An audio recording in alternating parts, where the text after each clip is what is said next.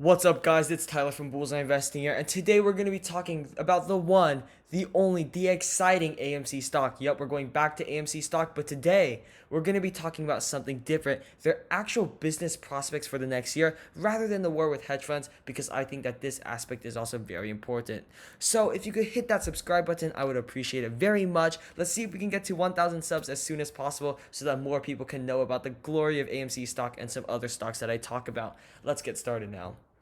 Here's what my stance was before, okay? With the pandemic going on, I thought that movie theaters were done, especially since they seem to be having a downwards trajectory even before Corona. Something like this.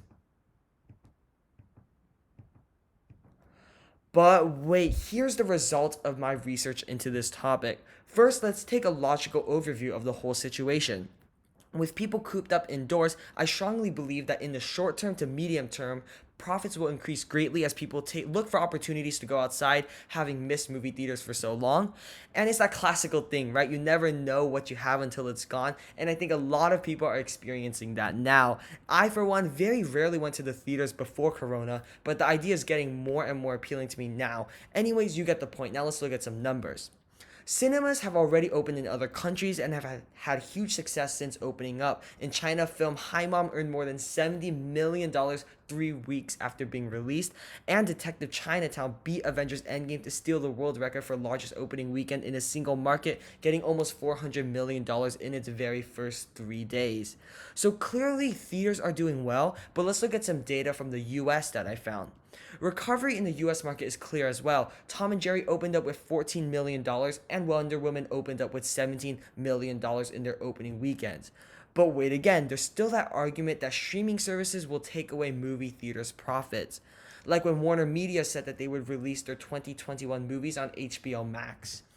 And while this could be true a bit, I think that Der Garabedian of Comscore Box Analyst Company says it best when he says that it would be like saying takeout would be the way of the future instead of restaurants, that people would shift from outside the home to inside the home. And he also goes on to say that the success of China points to the fact that audiences are embracing the communal experience of theaters, much like the people who are ready and excited to go as they start to open up. He also says that drive-ins last year told us a lot about that too, and he doesn't see these as adversarial offerings. The small screen and the big screen are not natural enemies, the small screen being the streaming services and the big screen being the movie theaters, and he says that they can complement each other.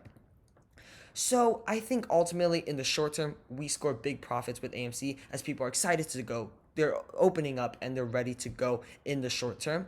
But also in the long term, movie theaters are definitely not obscure objects of the past, and they can adapt and give people an experience that they can't get anywhere else: the big screen. And with that, I say until next time, please like, thanks for watching, subscribe, and let me know what you think in the comment sections below.